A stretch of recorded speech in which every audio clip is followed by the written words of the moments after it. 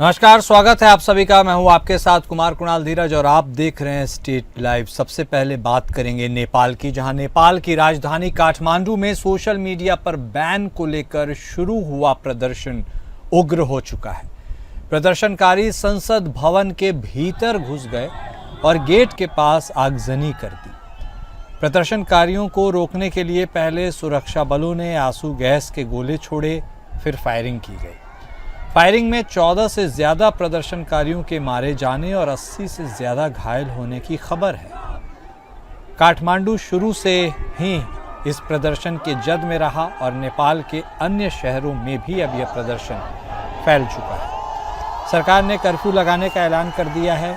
इस प्रदर्शन में नेपाली फिल्मी हस्तियां भी शामिल हो गई हैं, ऐसी खबरें हैं। प्रदर्शनकारी नारे लगा रहे हैं कि सोशल मीडिया नहीं, भ्रष्टाचार पर रोक लगाओ। पीएम ओली ने स्थिति की गंभीरता को देखते हुए सुरक्षा परिषद की आपात बैठक बुलाई है। तो नेपाल की ये तस्वीरें हम आपके साथ साझा कर रहे हैं कि देखिए किस कदर काठमांडू की सड़कों पर अराजकता फैली हुई है।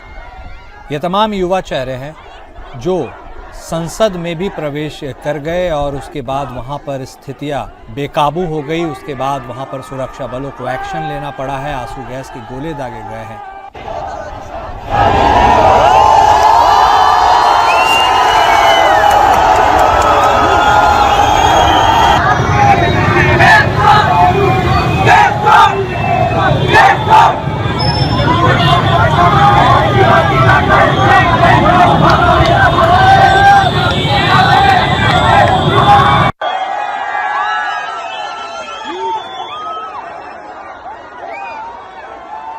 और इस खबर पर हमारे साथ हमारे इनपुट हेड राजीव शर्मा भी जुड़ गए हैं, उनसे बातचीत करेंगे। जी राजीव, नेपाल की ये तस्वीरें पूरे दुनिया को हिला रही है। इतने युवा एक साथ सड़कों पर उतर पाए, क्या कारण है, कैसी स्थिति है?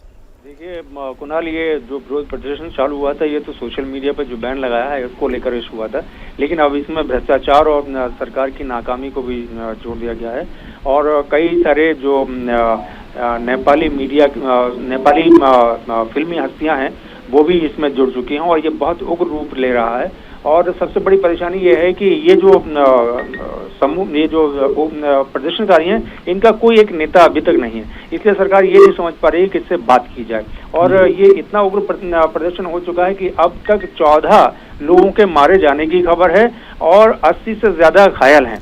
ये स्थिति अभी चल रही है और कुछ लोग ये कहते हैं, अभी ये सोशल मीडिया पे ही खबर है कि ये CIA का हाथ हो सकता है ये दंगा भड़काने में सरकार के खिलाफ। लेकिन जो सोशल मीडिया पर बैन लगा है वो इन्होंने एक तरीके से ब्लैंकेट बैन लगा दिया है। और आप जानते हो कि आज के ज़माने में सब कुछ जो सोशल मीडिया है और जितने भी युवा हैं वो सोशल मीडिया पर ज़्यादा समय व्यतीत करते हैं, अपने रील बनाते हैं, अपने विचार रखते हैं। और इन परिस्थितियों में जब सोशल मीडिया ही जो लाइफ का एक बड़ा अंग बन चुका है उस पर रोक लगा दी जाए तो निश्चित रूप से ये इतना बड़ा बवाल होना था। हालांकि कई दिनों से इस बात के संकेत मिल रहे थे नेपाल की सरकार को कि यहाँ बड़ा बवाल हो सकता है, प्रदर्शन हो सकता है, लेकिन सरकार ने किसी मुद्दे पर बात करने के बजाय सीधे आज ये जो किया है, इससे हालात बहुत बिगड़ते जा रहे हैं। और भारत के लिए स्थिति चिंताजनक है क्योंकि भारत से नेपाल की सीमा बहुत लगी हुई है और पोरस सीमा है। यहाँ से नेपाल से भारत की तरफ बहुत ज्यादा पलायन भी हो सकता है। जी ठीक है, बहुत धन्यवाद राजीव आपका हमारे साथ जुड़ने के लिए और नेपाल से जुड़ी ये तमाम बातें दर्शकों तक पहुंचाने के लिए।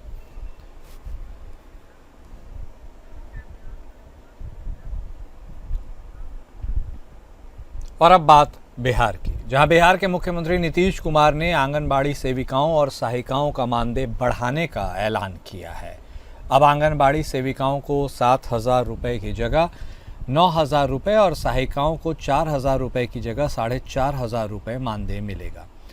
नीतीश कुमार ने कहा कि बच्चों और गर्भवती महिलाओं के पोषण और जीवन स्तर को सुधारने में आंगनबाड़ी सेविकाओं का अहम योगदान है और इसी योगदान को देखते हुए सरकार ने उनका मानदेय बढ़ाने का फैसला लिया है। उन्होंने याद दिलाया कि 2005 में सरकार बनने के बाद से ही महिलाओं और बच्चों के पोषण और स्वास्थ्य सुधार के लिए कई कदम उठाए गए हैं।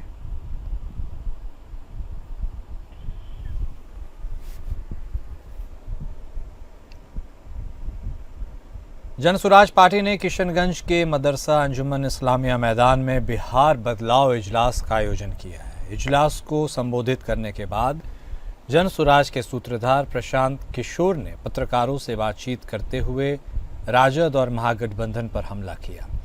उन्होंने कहा कि राजद और महागठबंधन के लोगों को अगर मुसलमानों की इतनी चिंता है तो बताएं कि पिछले 30 साल से क्यों नहीं मुस्लिम बच्चों के लिए पढ़ाई और रोजगार की व्यवस्था की।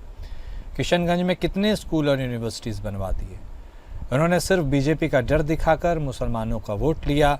एक सवाल के जवाब में उन्होंने कहा कि बिहार विधानसभा चुनाव में इस बार जदयू को 25 सीटें भी नहीं मिलेंगी।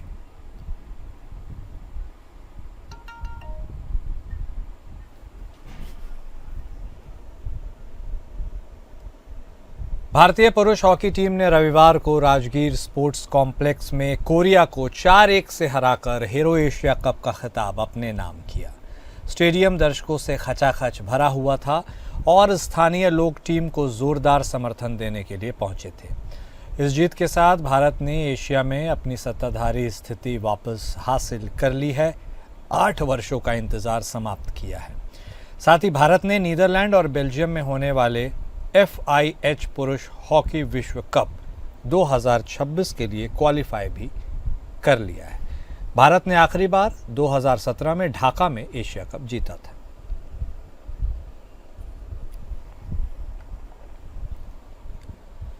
आपको बता दें, इस ऐतिहासिक जीत के बाद हॉकी इंडिया ने खिलाड़ियों को प्रत्येक खिलाड़ी को 3 लाख रुपए और सपोर्ट स्टाफ को 1.5 लाख रुपए देने की घोषणा भी की है। भारत ने शानदार शुरुआत की। मैच शुरू होने के सिर्फ 30 सेकंड के भीतर ही सुखजीत सिंह ने गोल किया। कप्तान हरमनप्रीत सिंह की बेहतरीन पोजिंग के बाद गेंद मिली और सुखजीत ने जोरदार टॉम हॉक शॉट मारते हुए कोरियाई गोलकीपर जोहान किम को चकमा दे दिया।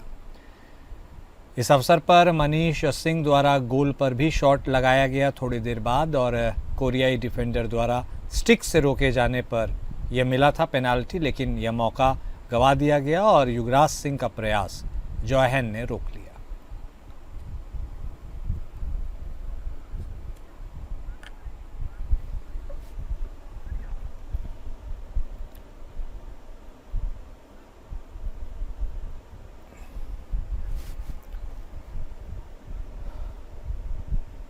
और अब बात झारखंड की, जहां झारखंड के स्वास्थ्य मंत्री डॉक्टर इरफान अंसारी को कल देर रात एक बार फिर जानलेवा धमकी का सामना करना पड़ा है। रविवार की रात मंत्री को उत्तर प्रदेश से धमकी भरा एक कॉल आया। इस दौरान युवक ने मंत्री को कॉल पर ही धमकाया और उड़ाने की धमकी दी। इस खबर से राज्य में हड़कंप मच गया। बोकारो सर्किट हाउस में ठहरने के दौरान उन्हें अज्ञात नंबर से फ़ोन आया और जान से मारने की धमकी दी गई। जानकारी के अनुसार स्वास्थ्य मंत्री को इस बार धमकी भरा कॉल करने वालों ने अपशब्दों का भी प्रयोग किया और तो और उसने मंत्री को जल्द उड़ा देने की चेतावनी भी दी।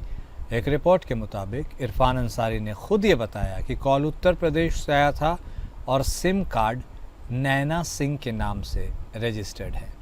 इसके खिलाफ मंत्री ने तुरंत शिकायत दर्ज करवाई, जिनकी सुरक्षा को लेकर पुलिस प्रशासन भी अलर्ट मोड पर चली गई है।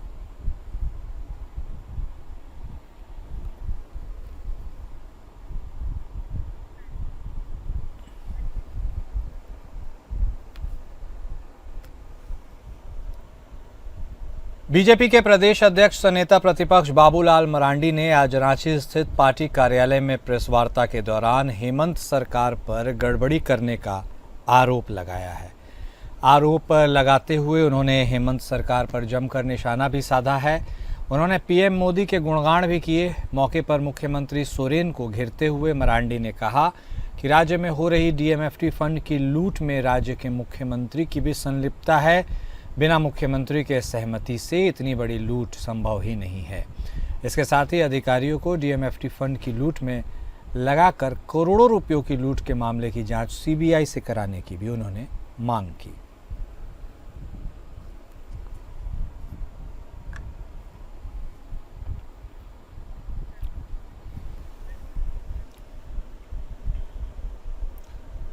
राज्यपाल संतोष कुमार गंगवार ने राजधानी रांची स्थित रिम्स में आयोजित हुए झारखंड एनएमओ कॉन्फ्रेंस को संबोधित करते हुए कहा कि यह स्वास्थ्य नागरिक ही समग्र विकास की मूलभूत आवश्यकता है। अपने संबोधन में उन्होंने आगे ये भी कहा कि गुणवत्तापूर्ण स्वास्थ्य सेवा सुदूरवर्ती ग्रामीण क्षेत्रों तक पहुंचनी चाहिए। इसके साथ ही झारखंड में उच्च स्तरीय अस्पताल स्थापित करने के लिए सामूहिक प्रयास को सबसे महत्वपूर्ण बताते हुए राज्यपाल ने अपनी बात आगे बढ़ाई। राज्य के सबसे प्रतिष्ठित अस्पताल रिम्स में मौजूदा स्वास्थ्य सुविधाओं में सुधार की आवश्यकता पर उन्होंने सहमति जताई। उन्होंने कहा कि ऐसी व्यवस्था होनी चाहिए जिससे किसी भी स्थिति में राज्य के मरीजों को इलाज के लिए कहीं बाहर ना जाना पड़े।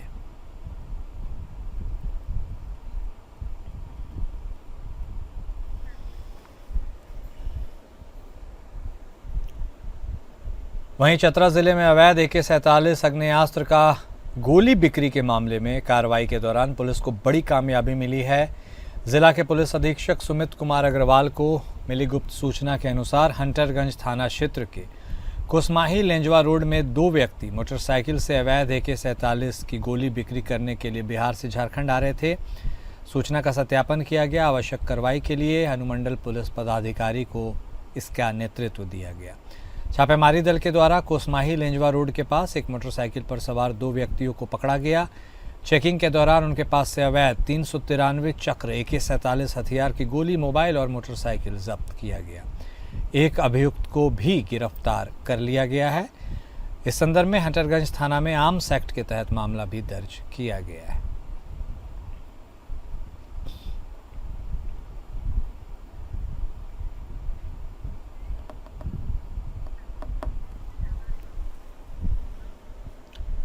वहीं हजारीबाग जिले में अवैध शराब के विरुद्ध चलाए जा रहे अभियान के क्रम में शराब माफियाओं के विरुद्ध बरही अनुमंडल पुलिस को एक बड़ी उपलब्धि मिली है।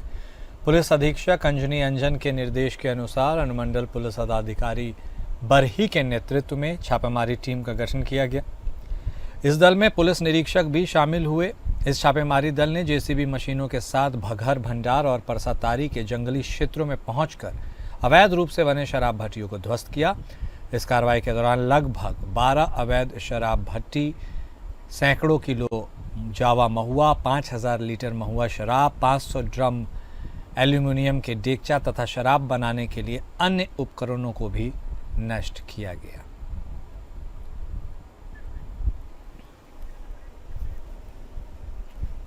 छत्तीसगढ़ के बस्तर संभाग में आई भीषण बाढ़ से जनजीवन प्रभावित है। बस्तर संभाग के दंतेवाड़ा सहित कई जिलों में लगातार बारिश और बाढ़ से जनजीवन अस्त व्यस्त है। प्रशासन प्रभावित क्षेत्रों में राहत और बचाव कार्य लगातार जारी रखे हुए है। छत्तीसगढ़ के मुख्यमंत्री विष्णुदेव साय ने बस्तर में अतिवृष्टि से प्रभावित लोगों की मदद के लिए सहायता राशि और राहत सामग्री भेजने के लिए मध्य प्रदेश के मुख्यमंत्री डॉक्टर मोहन यादव, उड़ीसा के मुख्यमंत्री मोहन चरण मांझी और गोवा के मुख्यमंत्री डॉक्टर प्रमोद सावंत का हृदय से उन्होंने धन्यवाद किया। जिस तरह से बस्तर क्षेत्र में अति वृष्टि के कारण बाढ़ की स्थिति बनी और जिसमें 4 जिले प्रभावित हुए, आपके बस्तर, दंतेवाड़ा, सुकमा और बीजापुर, और मुख्य रूप से बस्तर और दंतेवाड़ा जिला प्रभावित हुआ। और मैं स्वयं भी हवाई सर्वेक्षण भी किया और लोगों के बीच में जाकर उनके घरों में भी गया, उनसे मिला भी, और जो राहत शिविर लगाए गए थे उसमें भी हम गए थे। और प्रदेश शासन के तरफ से को भरपूर सहयोग किया गया। हर तरह से उनको वस्त्र दिया गया, उनको मकान की क्षति की पूर्ति की गई। अगर कच्चा मकान क्षतिग्रस्त हुआ तो 1,20,000 रुपया दिए, पक्का मकान तो 1,30,000 दिए। पशुधन की भी क्षति हुई तो उसकी भी क्षतिपूर्ति किए। छत्तीसगढ़ के उप मुख्यमंत्री अरुण साव ने प्रधानमंत्री नरेंद्र मोदी का धन्यवाद किया है। उन्होंने कहा कि प्रधानमंत्री ने GST रिफॉर्म से देश की 140 करोड़ जनता को दिवाली त्योहार का उपहार दिया है। GST के 4 से 2 स्लैब कर 140 करोड़ देशवासियों को बड़ी राहत दी है। आज़ाद भारत का यह सबसे बड़ा टैक्स रिफॉर्म है। यह देश की अर्थव्यवस्था को और मजबूती प्रदान करेगा। टैक्स देने वालों की संख्या और राशि में बढ़ोतरी होगी। वस्तुओं के दाम कम होने से उपभोग बढ़ेगा और उद्योग और व्यापार में बढ़ोतरी होगी। इस नई जीएसटी में किसानों और महिलाओं को राहत मिली है। दैनिक उपयोग की चीज में जीएसटी 18 से 5 और घरेलू सामानों में 12 से 5% किया गया है। 140 करोड़ लोगों को सीधा लाभ 22 सितंबर से मिलने वाला है, जब जीएसटी के 2 स्लैब किए गए। जीएसटी में राहत मिली, किसानों को, महिलाओं को, विद्यार्थियों को, स्वास्थ्य के अनेक चीजों पर, शिक्षा के अनेक चीजों पर, स्वास्थ्य बीमा, व्यक्तिगत जीवन बीमा पर, किसानों के लिए कृषि उपकरण पर। यह जो जीएसटी में ऐतिहासिक परिवर्तन का निर्णय हुआ है, निश्चित रूप से ये प्रधानमंत्री माननीय नरेंद्र मोदी जी का दूरदर्शी और ऐतिहासिक निर्णय है। रायपुर प्रदेश कांग्रेस अध्यक्ष दीपक बैज ने कहा है कि जगदलपुर के सर्किट हाउस के चतुर्थ श्रेणी कर्मचारी रसोइये के साथ मंत्री केदार कश्यप के द्वारा की गई मारपीट और मां की गाली दिया जाना बेहद निंदनीय है। उन्होंने कहा कि जिस कर्मचारी के साथ मारपीट की गई वह लकवाग्रस्त है, उसका इलाज चल रहा। पीसीसी अध्यक्ष दीपक बैज ने कहा कि कुछ दिन पहले प्रधानमंत्री नरेंद्र मोदी की मां को एक सिरफिरे ने गाली दिया था तो पूरी बीजेपी ने आसमान सिर पर उठा लिया था। मुख्यमंत्री भी बहुत आक्रोशित थे। आज उनके ही मंत्री ने एक गरीब कर्मचारी की मां को गाली दिया है। क्या उसकी मां का सम्मान नहीं है? पीएम नरेंद्र मोदी की मां के जैसे ही इस गरीब की भी मां है। ऐसे अभद्र और गालीबाज तथा हिंसक मंत्री को पद पर रखने का कोई नैतिक अधिकार नहीं है। ये लोग तो कानून को अपने जेब में रख के घूमते हैं। भारतीय जनता पार्टी के लिए, उनके नेताओं के लिए कोई कानून नहीं है। विपक्षी नेताओं के लिए कानून है और गरीब और कमजोर तबकों के लिए कानून है। इसलिए इस देश में और इस प्रदेश में 2 तरह का कानून है। भारतीय जनता पार्टी और उनके नेताओं के लिए अलग और विपक्षी और आम जनता के लिए अलग कानून। वहीं मंत्री केदार कश्यप द्वारा चतुर्थ वर्ग कर्मचारी के साथ किए गए दुर्व्यवहार के विरोध में शहर और ग्रामीण कांग्रेस कमेटी ने आज नगर निगम मुख्यालय के सामने पुतला दहन कर विरोध जताया। इस दौरान कांग्रेसियों और पुलिस के बीच हल्की नोकझोंक भी हुई। प्रदर्शन के दौरान कार्यकर्ताओं ने मंत्री के खिलाफ जमकर नारेबाजी की और उनके तत्काल इस्तीफे की भी मांग की।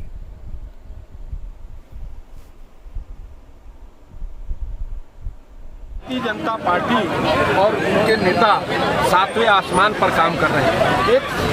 एक छोटे से कर्मचारी को लात और घूंसों से मारना अपने आप में शर्म की बात है, और वो भी एक वरिष्ठ नेता, वरिष्ठ विधायक, वरिष्ठ मंत्री के रूप में काम करने वाले केदार कश्यप जी ने मारपीट की है।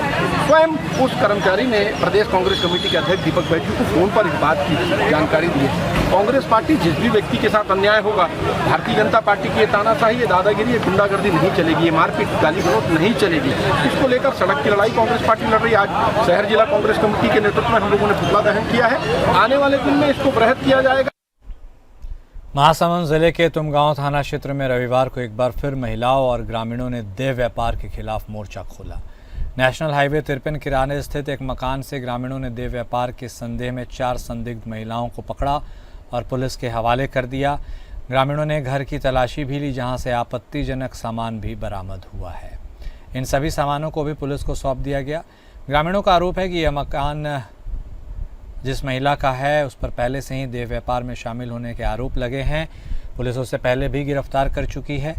पकड़ी गई महिलाओं ने रायपुर, धमकतरी, अंबिकापुर और मुंबई, महाराष्ट्र की रहने वाली महिलाएं शामिल हैं।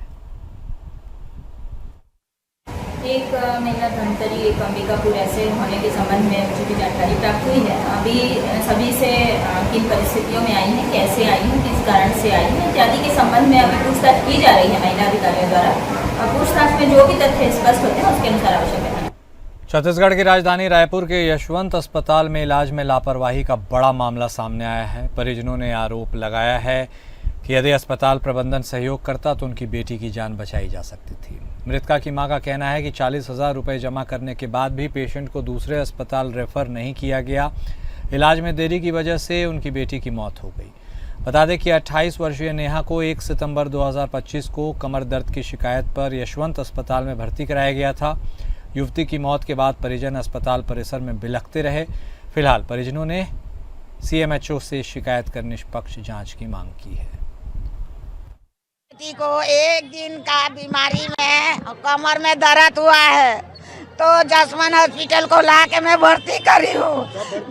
मैं 4 दिन हो रहे हैं आज भर्ती करी हूँ तो, लेकिन मैं इनको बार बार मैं देखने भी जाती थी, पूछने भी जाती थी कि मेरा बेटी का क्या हुआ, मेरा बेटी कैसा है, मेरे को मिलने दो, देखने दो, लेकिन इन्होंने कभी मेरे को देखने नहीं दिए। मैं दरवाजा को बंद कर देते थे। मैं जब जब जाती थी तब तक मेरे को भगा देते थे। मेरे बेटी को मेरे को देखने भी नहीं गए। और अब बात पंजाब की। पटियाला जिले के गांव मंडोर में उस समय हड़कंप मच गया जब एक कच्चे मकान की छत अचानक गिर गई। इस हादसे में एक ही परिवार के 5 सदस्य गंभीर रूप से घायल हो गए। घायलों में पति पत्नी के अलावा उनके 3 छोटे बच्चे शामिल हैं। सभी घायलों को इलाज के लिए पटियाला के राजिंद्रा सरकारी अस्पताल में भर्ती कराया गया है। गांव के निवासी ने जानकारी देते हुए बताया कि यह हादसा गांव के ही एक गरीब मजदूर परिवार के साथ हुआ है जो मेहनत मजदूरी कर अपना जीवन यापन करता है। उन्होंने सरकार से इस परिवार को आर्थिक सहायता देने की अपील भी की है।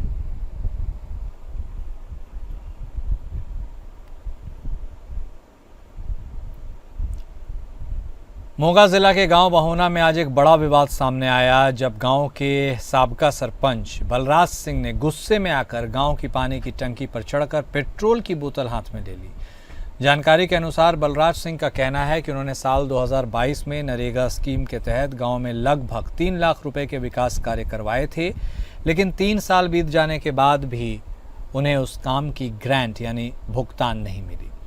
इसी रोष में उन्होंने यह कदम उठाया। इस दौरान मौके पर प्रशासनिक अधिकारी भी पहुंचे और स्थिति को संभालने की कोशिश की। और स्टेट लाइव में अभी के लिए बस इतना ही। नमस्कार।